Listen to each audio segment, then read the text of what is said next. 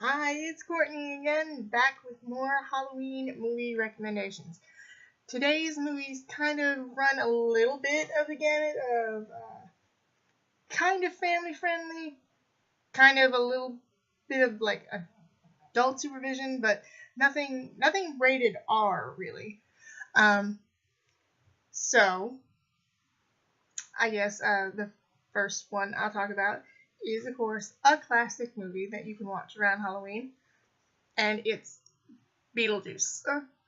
With Michael Keaton, Gina Davis, Alec Baldwin, Winona Ryder, Jeffrey Jones, and Catherine O'Hara. And of course, everybody should know what Beetlejuice is about, but it's about a couple, the Maitlands, uh, Barbara and Adam, played by Gina Davis and Alec Baldwin. They end up getting killed in an accident, and they find out that they're dead. And the Dietz family ends up buying their house, and Delia, the mother, totally rearranges it, and they're not happy about it. And her husband Charles just wants to get away from the city and relax. And then Charles's daughter Lydia, and by Winona Ryder, is a goth girl, and she likes stuff that's dark and depressing, and she's kind of not happy about living in the house. But the Maitlands try to hire what they call a bio exorcist named Beetlejuice, played by Michael Keaton. And for the longest time, I had no idea that was Michael Keaton behind all that makeup. But that tells you how good the makeup job is. So they hire him to get the Maitlands out of the house, but they soon try to do it themselves, and they end up being friends with Lydia, and they still want the people out of their house, but they kind of begin to like Lydia. Barbara does. But then of course a lot of wacky, scary hijinks happen, and in the end, Beetlejuice gets set free and starts running amok around the house. This is one of Tim Burton's best movies. It's one of my favorites, and it's got music by Danny Elfman, who went on to do lots of other Tim Burton movies and a lot of other films. And it's rated PG, so there's parental guidance. There's a little bit of language. But I got the 20th anniversary deluxe edition. It's actually got 3 episodes from the animated Beetlejuice series. That was another favorite that I liked growing up. And so you've got 3 episodes of that, which is awesome. You can find the animated series of Beetlejuice on DVD. I'd recommend buying it. I've seen it before, but it's a little pricey. So sometimes when they have TV series for like a really good deal, I'll buy it. So if you can find this animated series, it's good. And of course, the movie's great. Michael Keaton does a really good job. Like I said, I never knew it was Michael Keaton for the longest time. But so of course, Beetlejuice is always a favorite to watch around Halloween. And I've got a few more choices. So I'm going to put like 3 that you wouldn't really kind of see on TV, very towards the bottom, and talk about ones that kind of pop up a little bit more on TV. Next this is a 2 movie collection, and it's the Scooby-Doo movies. I'm trying to find good lighting for my videos, and it's not working out very well. But so I have both the Scooby-Doo movie and Scooby-Doo 2 Monsters Unleashed on DVD. And so Mr. Ink, Freddie Prinze Jr. plays Fred. Sarah Michelle Gellar plays Daphne. Linda Cardellini is Velma. Matthew Lillard is Shaggy, and then of course there's Scooby-Doo, and they in the first movie, it starts with them kind of breaking up after a case, and they go their separate ways. But then they're all brought together by a man named Neil Monivers, who runs Spooky Island. It's kind of like an amusement park and a kind of summer vacation, spring break getaway for teens to go to.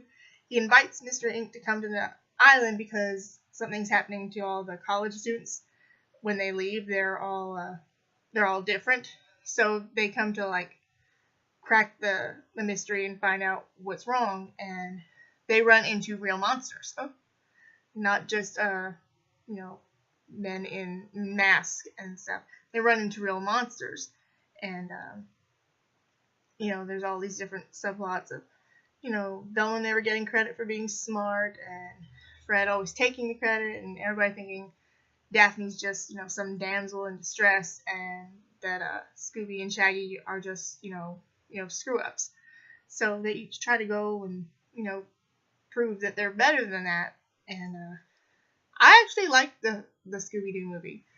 I saw it with members of my family, my aunt and uncle and my cousins and my mom. We all saw it and we thought it was a pretty good movie. I actually like it. I think it's cute and funny. Of course, both movies are rated PG.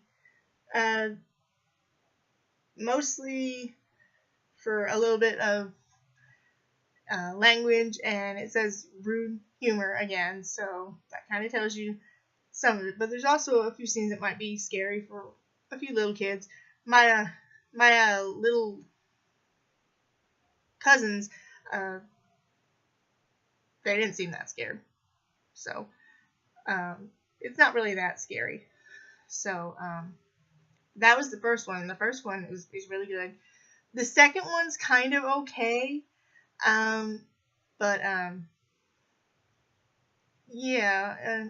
It's okay. It's not as good as the first one, in my opinion, but you can still watch it. In the second one, Coolsville is opening a museum celebrating all of Mystery Inc.'s past capers, and has all the costumes of all the monsters and villains that they faced. And a new villain comes along, and all of the costumes of their former cases, they come alive. The monsters come alive. They're no longer just rubber suits and masks. They're real. So they come alive and they start wreaking havoc around town. And there's a reporter played by Alicia Silverstone, Heather Jasper Howe, who goes around and kind of takes interviews with the gang out of context, and it starts making the people of Coolsville turn against them. And most of the blame comes on Scooby and Shaggy, doing what they do, running away and being scared. So Scooby and Shaggy are going to try and prove that they can actually, be, smart and actually try to capture the monsters on their own. And like I said, the first one's a little bit better, but the second one's not that bad. The monster effects are pretty okay, and just like the first one, it has kind of a twist to it, kind of like the old Scooby-Doo TV series would have twists sometimes. And but yeah, I like the first one better than the second, but the second one's not that bad. So, but it's a good movie for kids to watch, and how can you not love Scooby-Doo? Everybody loves Scooby-Doo. So, next, another 2 movie collection that I got. I can't ever pass up 2 movie collections if they're movies that I really like. And the next one that I have is The Addams Family and Addams Family Values. So, both are PG-13. The second one says for macabre humor. So, I guess it depends what your sense of humor is like. But the first one came out in 1991. And I remember seeing Addams Family with my dad while my mom was at work. So, it holds, a lot of fond memories for me. But so it's based on the Addams Family um, television show that came on in the 60s and the newspaper comic strip by Charles Addams. That's with two D's. Two D's. So in the first one, Gomez Addams, played by the late Raul Julia, is kind of depressed about his long lost brother Fester. They had a falling out and Fester disappeared. So I guess it's coming up on the anniversary of when he disappeared. So along with his wife Morticia, played by Angelica Houston, there's his daughter Wednesday, played by Christina Ricci, and then there's his son Pugsley. I think they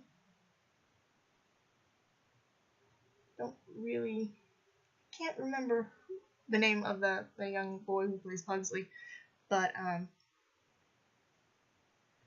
anyway, so they decide to have a seance again, like they always do, to try to contact him. And Fester shows up, and he's played by Christopher Lloyd. But the thing is, he's not really Fester. He's the son of a woman that the Addams family's lawyer, Tully, owes money to. So she has her son dress up like Fester to try to get into the Addams family vault and take their fortune. Along the way, though, Fester, who also goes by the name Gordon, tries to find the vault, and he ends up getting sucked into the weird world of the Addams family and actually seems to fit in very well. So basically the main thing is the villain's trying to get in and get the Addams family fortune, and it's a really good movie. It's one of my favorites. I think Raul Julia does a really good job playing Gomez, and Angelica Houston, she is Morticia Addams. She's just perfect for the part. And then, of course, Christopher Lloyd makes a great Fester.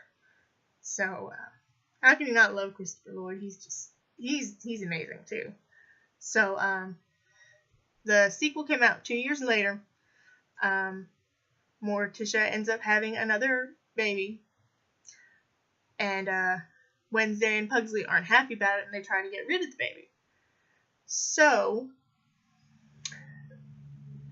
another plot that goes into this is they need to find a nanny to take care of, the baby and the kids, and they find one, and her name is Debbie Jelinski, and she's played by Joan Cusack. I love Joan Cusack. She always plays like these weird kind of roles sometimes.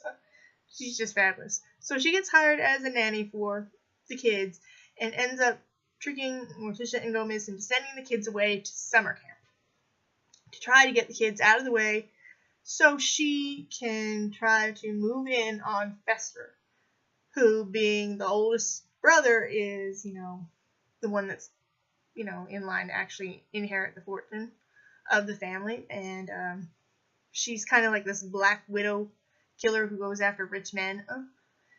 And so she gets kids out of the house so she can work on her plan to, have Fester fall in love with her and marry her so she can take his money. And then they end up leaving the house, and the kind of rift between Fester and Gomez that happened before happens again.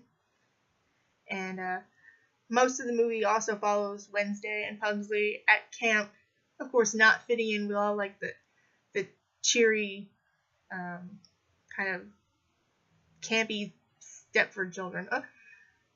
That's what I see them as. They're way too happy. Nobody could be that happy at camp. I know I wouldn't be happy at camp, but that's just me. But yeah, I love both of these movies. I like the first one and the second one. But I like the first one more because I went to go see it with my dad. So it just holds a little more of importance to me. But they're both really good and they're really funny. And so, of course, Addams Family, it's always good to watch.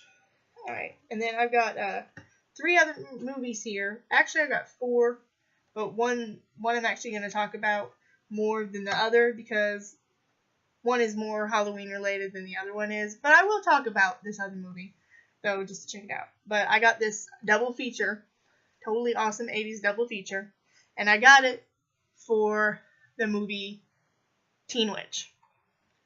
I love the movie Teen Witch. I have loved it ever since I saw it on the Disney Channel. Me and one of my late friends, Sarah, we both love this movie, and I'll tell you why a little bit. Teen Witch is about a young girl, Louise, played by Robin Lively, and she's not really a nerd or a dork or a geek, but she's a nice girl. She dresses in kind of like not really dowdy clothes, but not really hip 80s clothes like everybody else does. But she's a nice person, and she's sweet, and she's shy, and she has nice parents. Her dad's played by Dick Sargent, who played Darren on Bewitched. He was the second one after Dick York. But her parents are okay. Her little brother Richie, played by Joshua Miller, is a total pain, and but she has a crush on Brad Powers, played by Dan. Don't want to mess up his name. I think it's Gauthier, but she has a crush on Brad, and he's a football player, and he's handsome, and he's one of those jocks who's not a jerk. He's actually a nice guy, and the only problem he has a little bit is with English. So he ends up getting tutored by Louise for some of his English stuff. But Louise has kind of like I know she has nice parents and she's a nice person, but she thinks like her social standings are like really low. So she gets picked on not just by other students, but by their teacher in English class, Mr. Weaver. I think she's not a senior. I think she's a junior, but she's in like the senior English class because she's so smart. But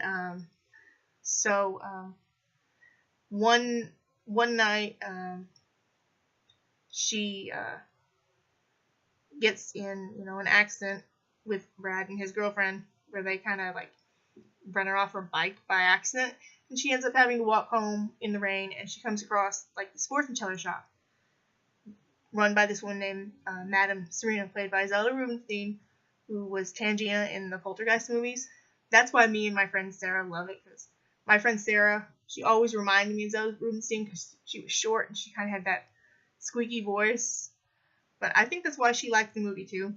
But Louise runs into Madame Serena's shop, and she reads her palm and says that when she turns 16, strange things are going to happen to Louise. So Louise turns 16, finds this, her drama teacher finds this amulet in the costume department and gives it to her.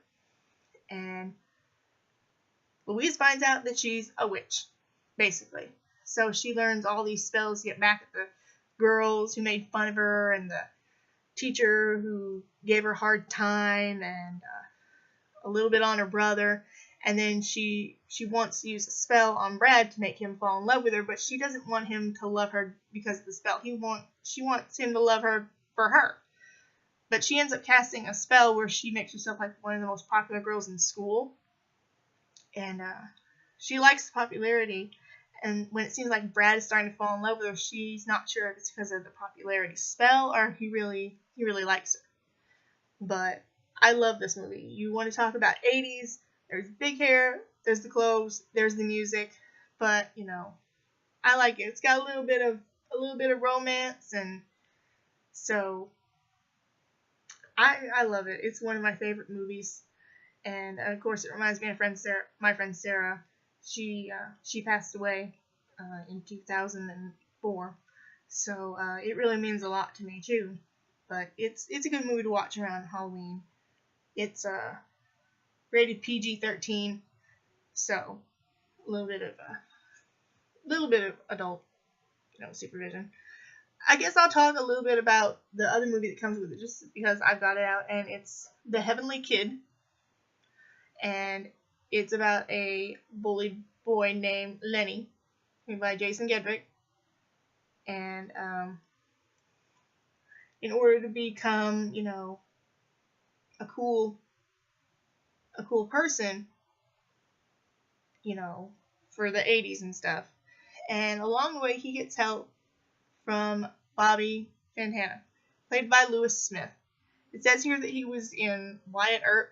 I remember him being in the North and South miniseries as Charles Maine, and he's also in The Adventures of Buckaroo Banzai, Across the Eighth Dimension. That's an awesome movie. You should check that one out too.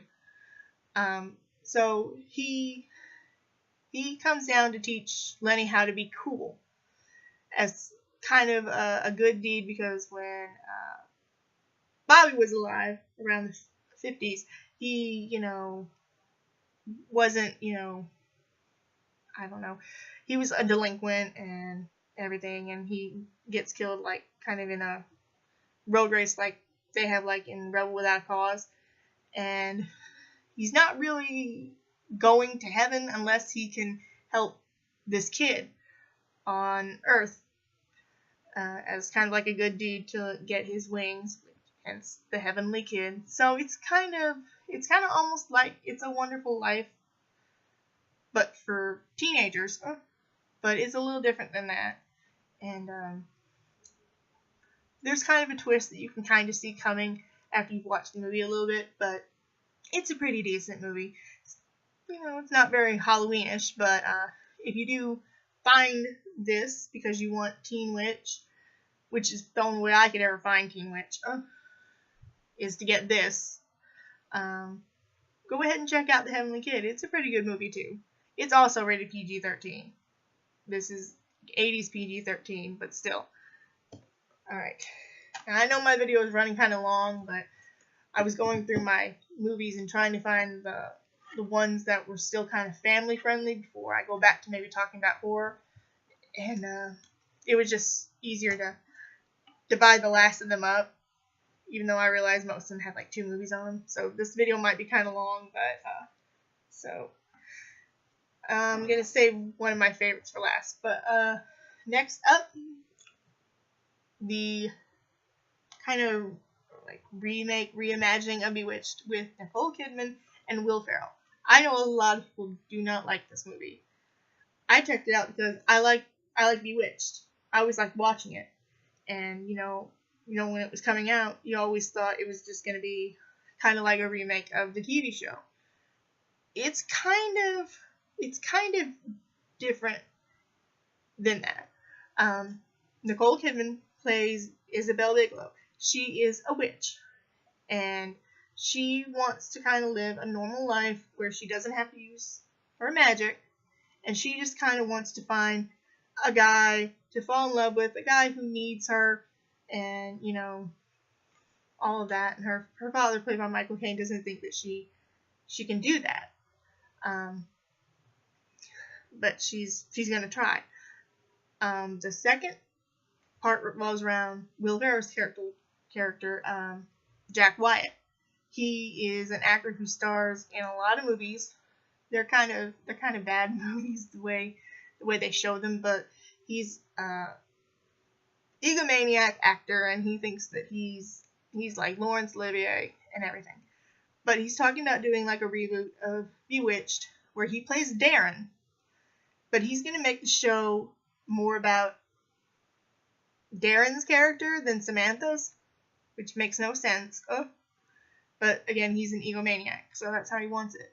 So they're going through this casting process trying to find the perfect Samantha, and they can't find one until he's in a bookstore and he sees Isabel, and she can do the nose wiggle like Elizabeth Montgomery could do as Samantha, and that's the only reason why he wants to cast her. Well, she's also pretty, and she's a strawberry blonde, so I guess that works. But so he hires her, and they start working on the show, and of course they're trying to center it more around Darren to fit Jack's ego. And Isabel's kind of like a fish out of water, and she's very naive, and she's a very sweet-natured kind of person. But she gets pushed over the edge after his attitude just starts rubbing her the wrong way. And first she tries to kind of cast a spell to make him a little bit nicer, but then that doesn't work out.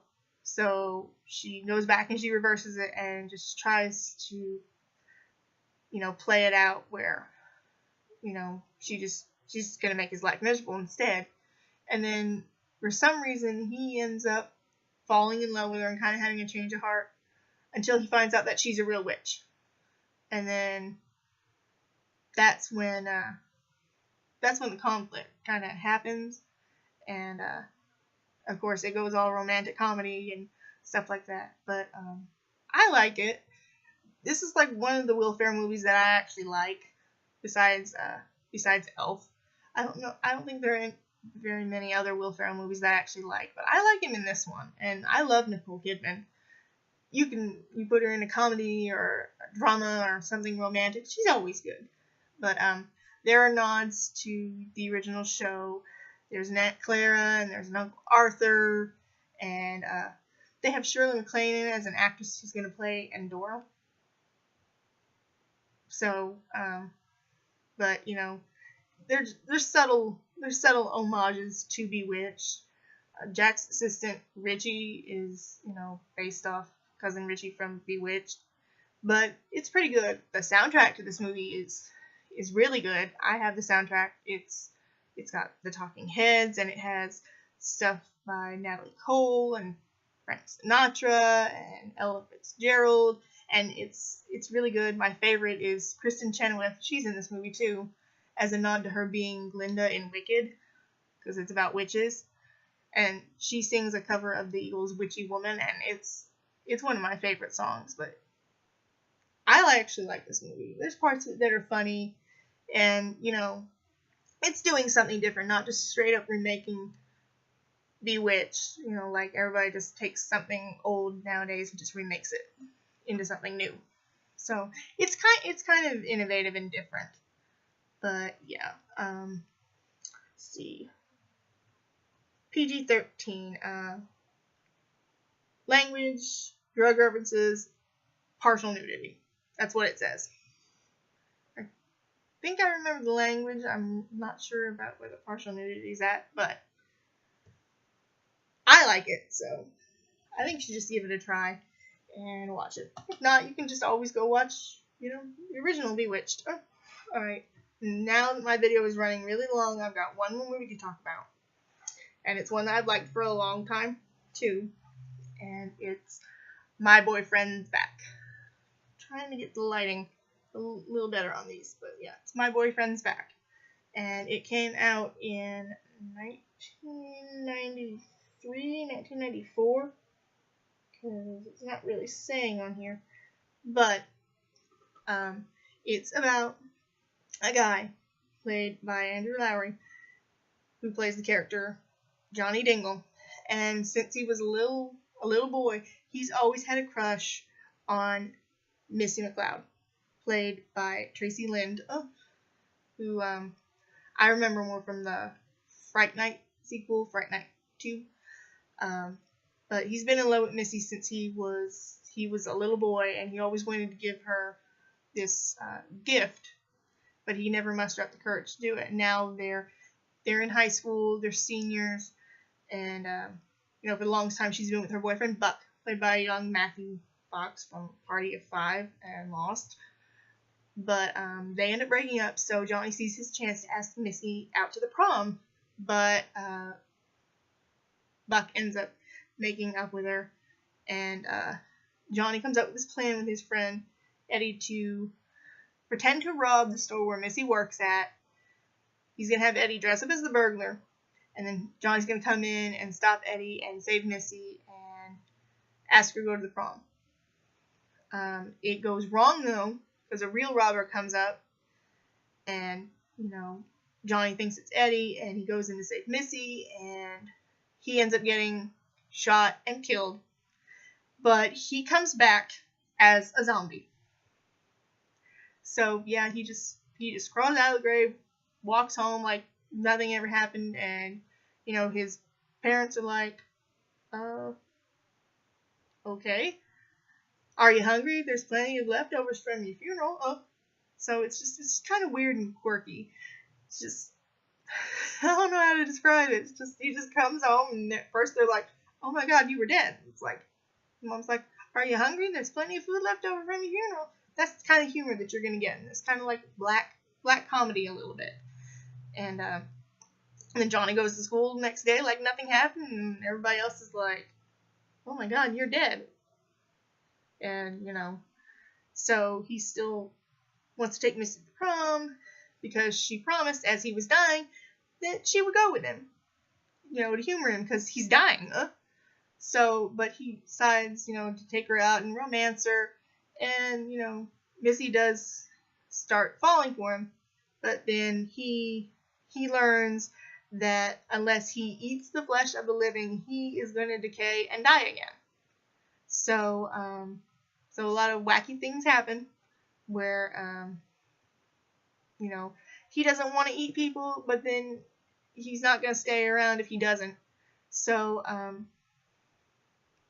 he ends up eating one of their friends, played by young, late Philip Seymour Hoffman, and this is kind of like discuss that until he says, I ate him for you. And she's like, you ate someone just to be with me? Oh, that's kind of sweet. And it is kind of sweet. So, but then of course, the rest of the townspeople are like, we don't want any zombies in our town, so they're gonna go after Johnny and they're gonna kill him. So he turns to a doctor to try to find a way to have him stay alive, and then the doctor wants to use Johnny's zombie flesh to make like a youth serum. So you got the townspeople wanting to kill him, doctor wanting to harvest him to make some sort of elixir, and it's just kind of weird and quirky and funny, and it's kind of told a little bit like in a comic style, kind of like a 1950s comic, and it's kind of also where you combine like the 90s and the 50s in this movie. So it's just kind of weird and quirky, but I love it. I loved it ever since I saw it on TV. And there's a scene towards the end where it actually is really sad, and I kind of find myself tearing up a little bit, but it's a good movie. It's campy and it's funny. It's produced by Sean S. Cunningham, who did Friday the 13th, and it has music by Harry Anfredini, who also did the music for Friday the 13th, and I just think it's a good movie. It's funny and it's quirky. It's just something that I saw on TV a long time ago when I was younger, and it's a fun movie. There's lots of humor and there's romantic moments, and again, it just switches so much whiplash. 1 minute it's funny, and then it's kind of like black humor comedy, and then it's serious and dramatic, but it's a good movie. Let's see. It says it's PG-13. Of course, some material inappropriate for children under 13. And it says for some language, and also for a teen sex fantasy and zombie violence. So that tells you something right there. I don't think I've ever seen it say something about a teen sex fantasy and zombie violence. Now, I get zombie violence from like something by George Romero or something, but this, I mean, it's just kind of weird, but I love this movie. It's one of those so bad it's good movies, which is kind of most of the movies that I like now that I think about it. But so My Boyfriend's Back. It's a great movie. So there's some more slightly family-oriented Halloween movies that you can watch this season. And the next video when I come back is gonna close out some of the more family-appropriate stuff, and then we're gonna go straight back into my horror movies because Man, I have a lot of horror movies because when October rolls around, I buy horror movies like they're going out of style. And let's hope they never go out of style or I would have nothing to talk about. So until next time, have a nice day.